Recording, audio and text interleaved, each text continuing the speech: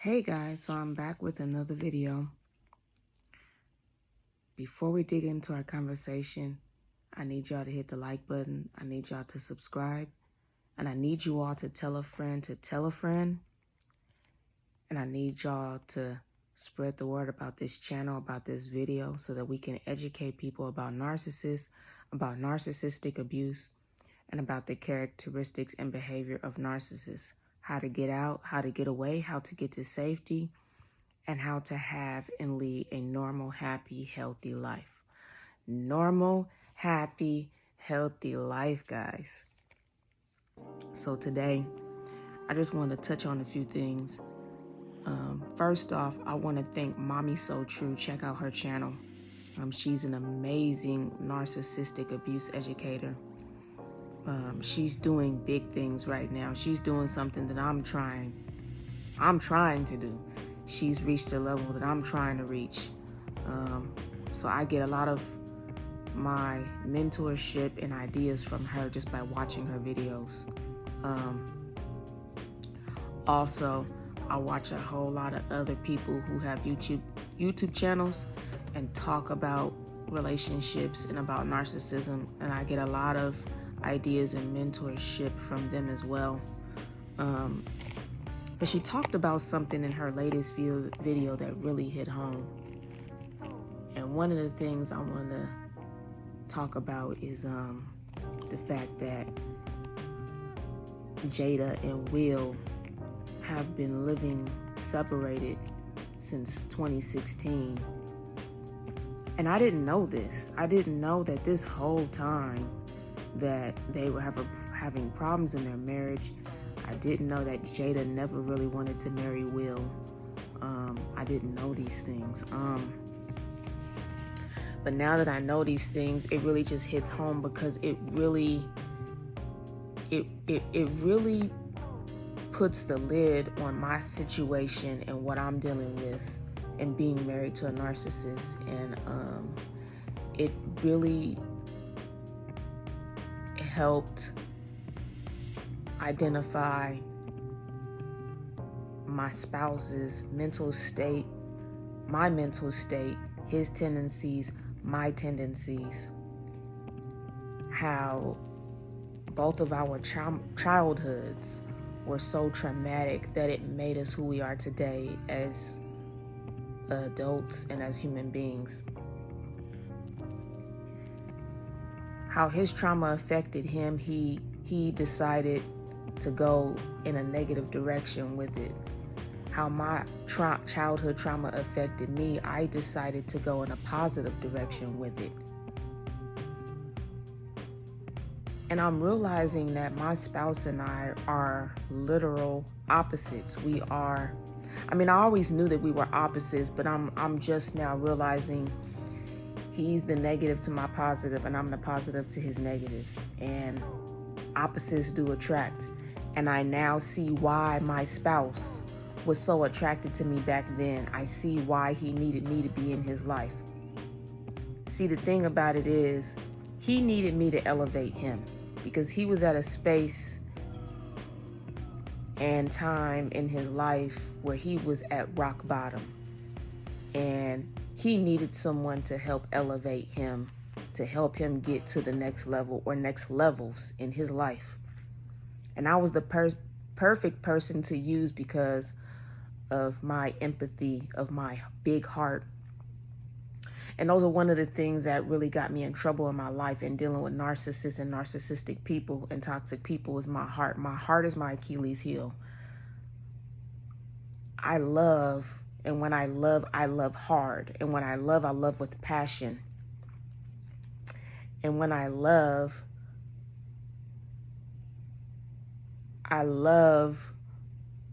with so much sparks and stars and excitement. I give everything I have in me when I choose to love someone. Whereas my spouse is the literal opposite. He will give the very bare minimum. He will give the very bare minimum or nothing at all when he chooses to love. And his definition of love is so freaking distorted that it's to the point where I'm just like, wow. Like, you call that love? Like, for real? Like, you call that love? Right? And then for him, it's like,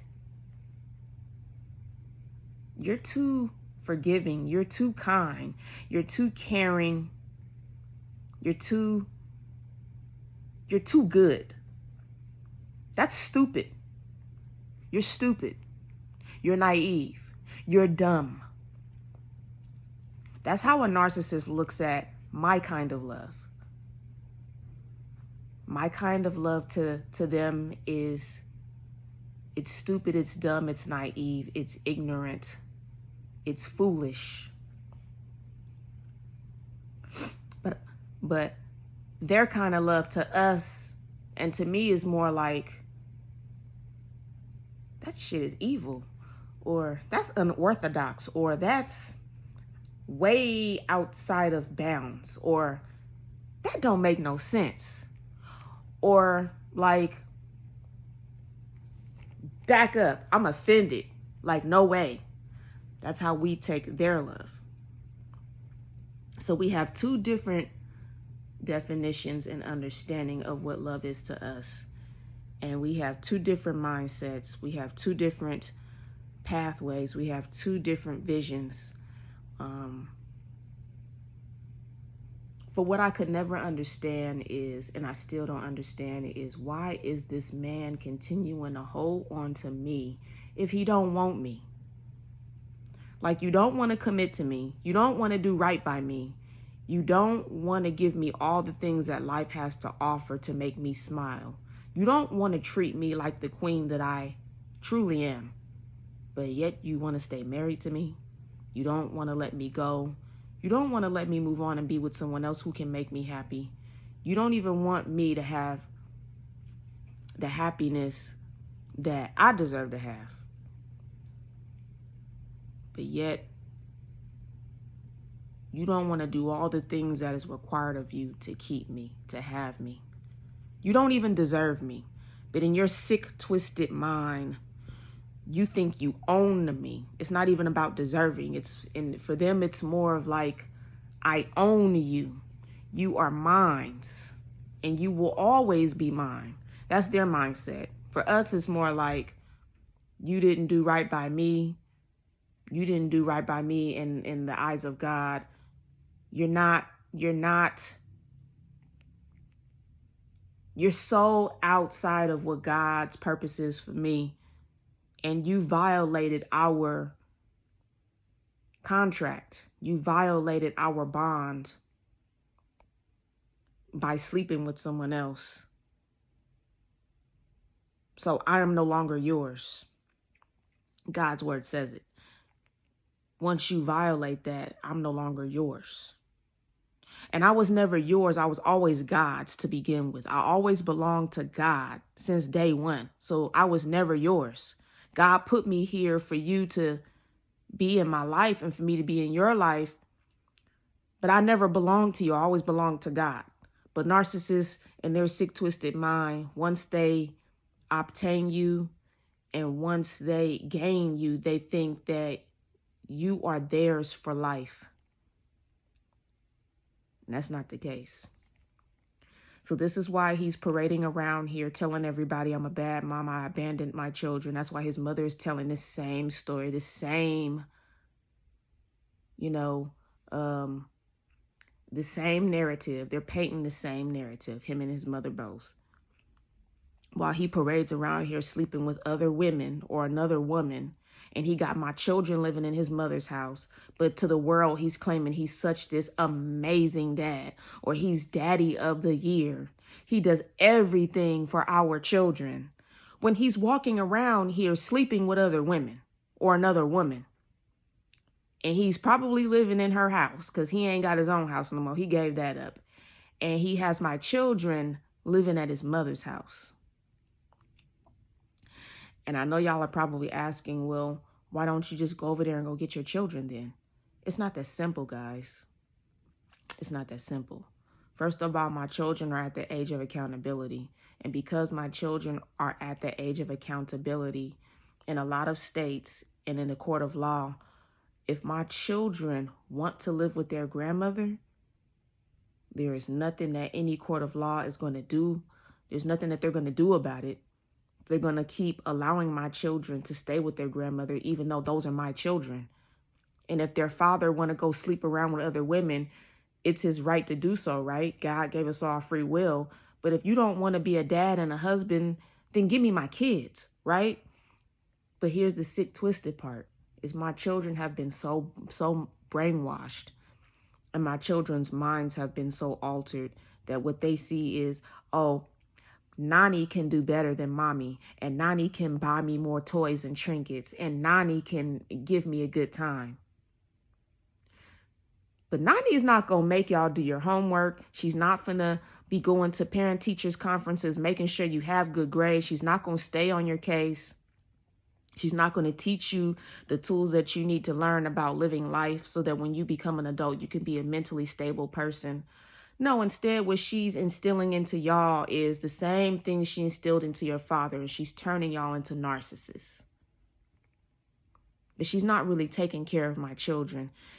She just is holding my children hostage so that she can destroy me and my spirit. And he's out here sleeping around and slinging his private parts in and out of people because, oh, that's his fun time. And, it's his place to live or whatever. And he's doing this to destroy my spirit too and hurt my feelings too, because somewhere down the line throughout our 16-year marriage, he had gained a narcissistic injury. I might have said or done something that he didn't agree with, and he's still carrying this shit around. And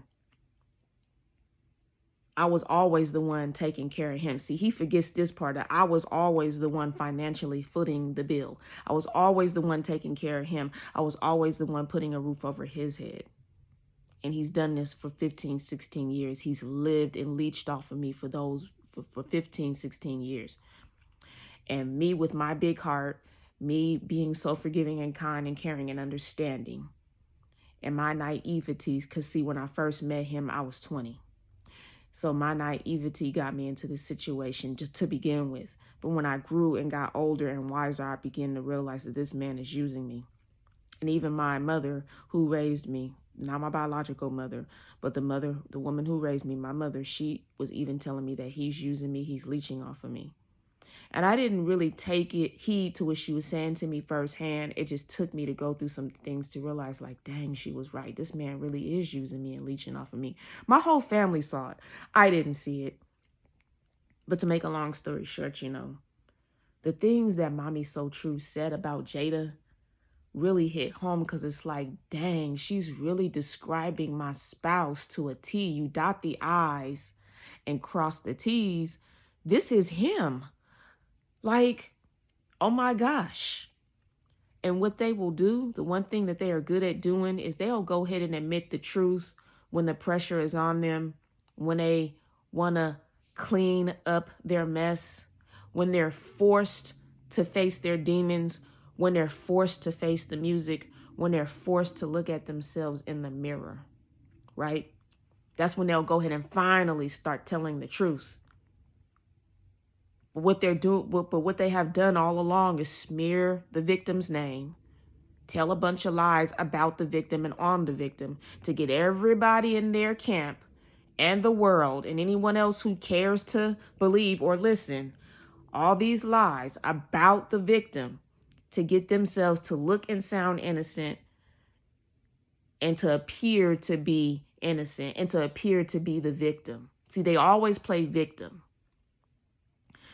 And they manipulate so many people, guys. It's not just the lies they tell, it's the manipulation tactics that they use to get people to believe the dang on lies. And then they, I guess, I don't know, like, so they can get their way, so things can go the way that they want it to go. Yeah, So when I realized that Jada admitted that she's an adulterous wife, well, gosh damn, my husband is an adulterous husband. And I told him, I said, why don't you just divorce me and let me move on so I can be with somebody who can truly make me happy? And then you can go on about life and do what you want to do without having to answer to nobody. Why don't you just do that? Free me and free yourself and just divorce me. Guys, he refuses to divorce me. He refuses to let me go. He continues to hang on to me. But at the same time, he's continuing to commit adultery. He's continuing to sleep around. He's continuing to play this game of cat and mouse. He will chase me when I stop giving him attention. And then when I'm giving him attention, he stops chasing me and he stops giving me attention. And then he just leaves me, you know, to figure it out on my own about what's really truly going on. He just leaves me in limbo. And then when I stop giving him attention and I go on about my life and do my thing, he comes back to me and he does the same thing all over again, chasing me for my attention. And this dance that these narcissists, they play with you, it's this dance that they do back and forth with you. It's a cat and mouse game they play, and it's so sickening, it's so nerve-wracking, it's so annoying, it's so frustrating. You know, hold on 1 minute. You know, I never allowed my spouse to put enough pressure on me to do something that I would regret later on, as far as like putting myself out there to do something that would make my character look horrible. Never did it. But I did do some things behind closed doors that to this day, I'm just like, wow, I cannot believe I allowed him to make me do that. Or wow, I cannot believe I allowed him to manipulate me into doing this, you know? But to go and slap another man on national TV and then your name gets whitewashed to the point where you're canceled. Nobody wants to do deals with you. The whole world is looking at you like you can't control yourself, like you have a problem, when all you was doing was defending the mother of your children. You was defending your wife. But you're looked at as the monster. And she's looked at like she's the innocent one. When all along, she was the one who was the one that was steering the ship the whole time. And she allowed the whole world to dismantle Will, but she never once stood up and said, no, that was all me, or no, y'all shouldn't talk about him or treat him this way. He's totally innocent. She never defended him, not one time. She let the world castrate him. My spouse let his family castrate me, my womanhood, my motherhood. I wouldn't say really my womanhood. I'm going to say more so my motherhood. My spouse allowed his family to castrate my motherhood, and he participated in it. So not only was his family doing this to me, especially his mother was the main ringleader. He was participating in this too. And to let y'all in on a little secret, I believe that my spouse is afraid of his mother.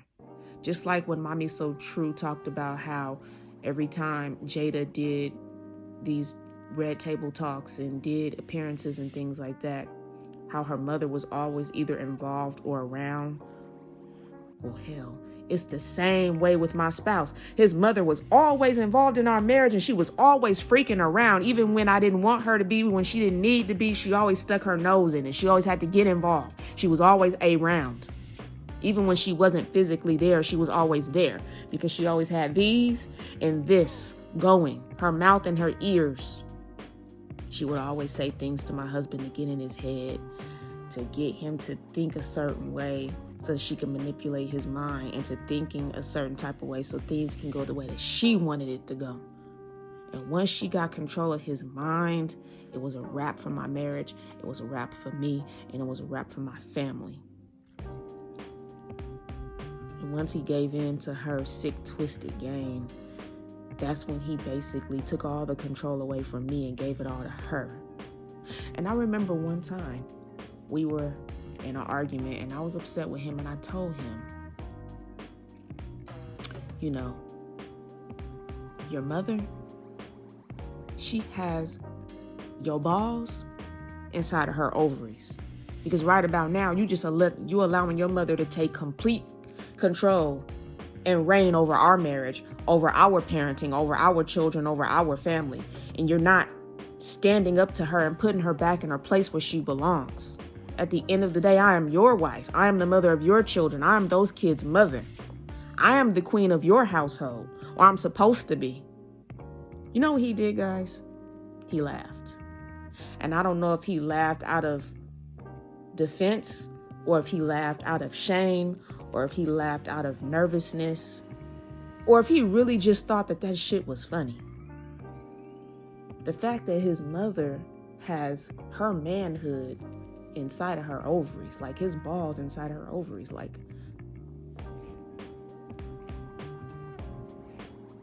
you know, there was a call there and I'm just not going to answer it. And all these notifications just popping up, I'm not going to answer those or anything. So yeah, you know, the fact that he thought that was funny, I find that very, you know, very bizarre, and I find it disgusting. And the reality is that he's weak. That's why that family was able to walk all over me and completely castrate my motherhood, is because he didn't have the balls or the strength to stand up to that mother or his sister to say, hey, y'all going too far with this. That is the mother of those kids. This is my wife. This is my domain. I can handle my family on my own. Butt out. He didn't have the strength or the balls to do that. So he's weak. He's weak. And because he's weak, I didn't have no leg to stand on. And a lot of people don't know this, but if you think about how God created man and the order of things, and how God is a God of order, who runs the ship, who directs everything, who is the leader, is the man. The man is the head. Okay? The man is the head of the household. So if you have a weak man underneath you, you have no leg to stand on as a woman. So when I thought about that as my reality, I'm like, dang, wow. So I never was a queen to begin with. I never was a queen to start with in this marriage or this relationship, because he was a pawn. He was never a king. So how you gonna pair yourself with a pawn and think that you a queen? It just does not work that way. That's just not the way that things work in life. And that's just not how God operates. That's why this man was never for me. God never intended for this man to be with me. But he was intended to be a part of my life to help teach me a lesson, though. So when I think about Jada and her sick, twisted mind, and she's finally admitting to things after because of the pressure is put on her now, it does nothing but help make me think about it. I can't help but think about my spouse and his mindset and his mental state and where he is and why he has done certain things and why he is doing certain things. First off, and my sister and I, we talked about this morning. That's so weird, because when my sister called me this morning, we was talking about it, you know, like basically like she didn't got in his head. She didn't completely castrated his manhood. She didn't manipulated his mind mentally to where she helped him completely turn against me and took all the control away from me regarding our children and our family and our marriage.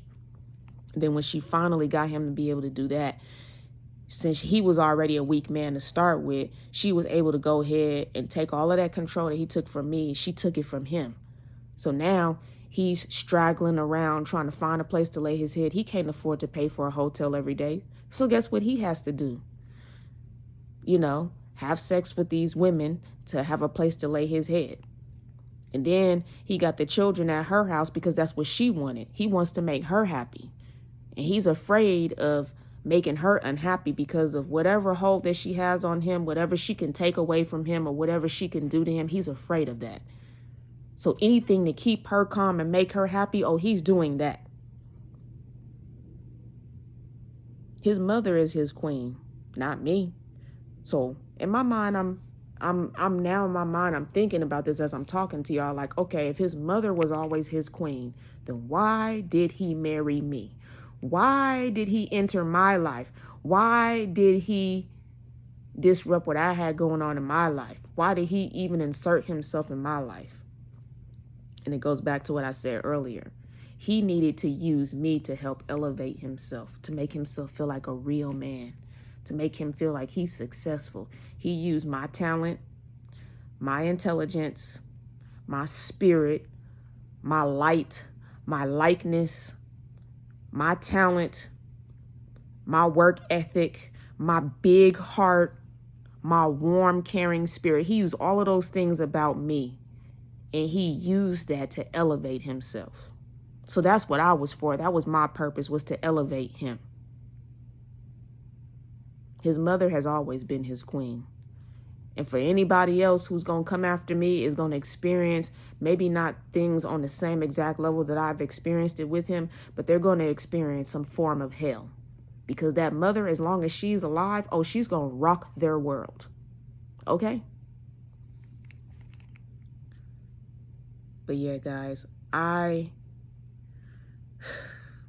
when Mommy So True talked about Jada and Will, it really hit home for me because it is a complete replica and mirror of my marriage, my life, my spouse, my family, my children.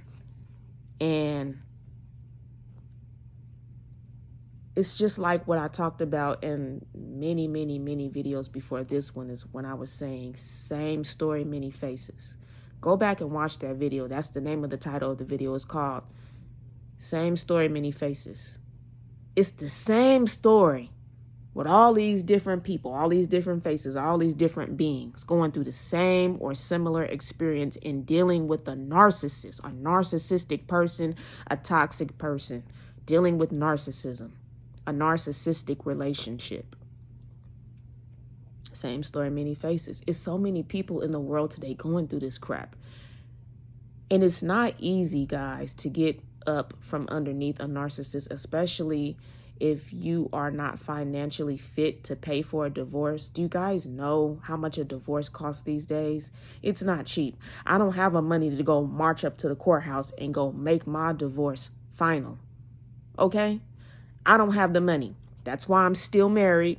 That's why I have not divorced him, is because financially I can't do it.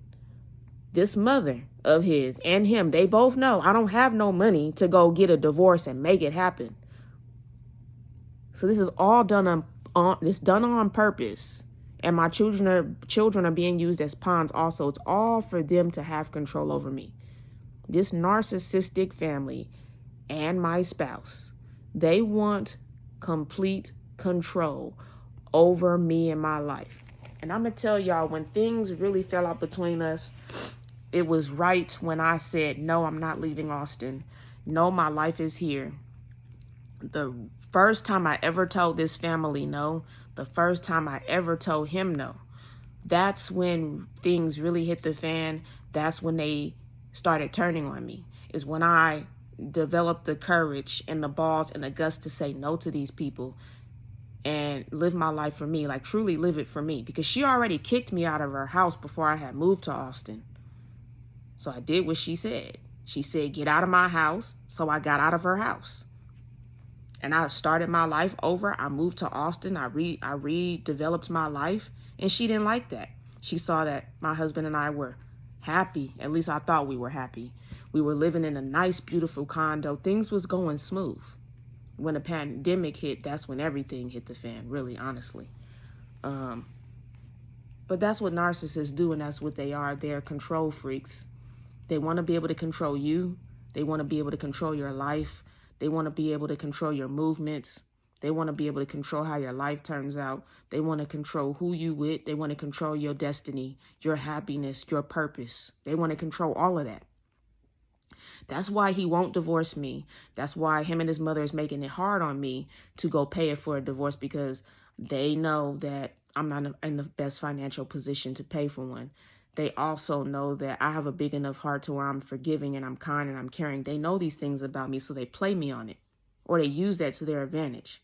And my children are just simply pawns. Yes, they love my kids, but that woman don't love my children more than I do. I birthed them. I carried them for 9 months. She don't have that same spiritual connection to those children that I do. And that's automatic because I'm the children's mother. And I'm sure my spouse loves our children, but he don't love them the same way that I do. Because if he did, he wouldn't put our children through all this mess.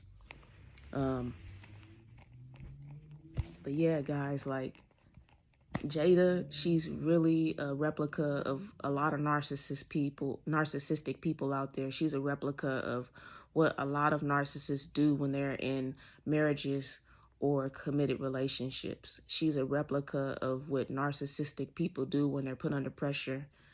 And Will and Jada's marriage, Will and Jada's marriage is a complete mirror of mine. I kid you not. I swear. Like, I cannot lie about this. Like, it just took me to listen to Mommy So True to realize, like, damn, she's basically talking about my marriage when she talks about Will and Jada.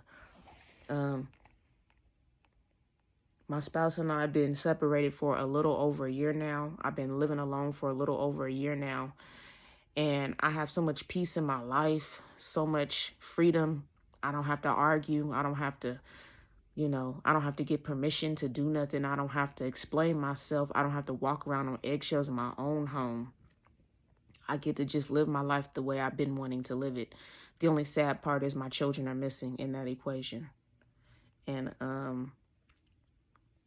I don't know how much longer it's going to take me to come up with money to pay for this divorce, but however long it's going to take me to get this divorce finalized is however long I'm going to be married to this person, because he refuses to just go ahead and file for divorce.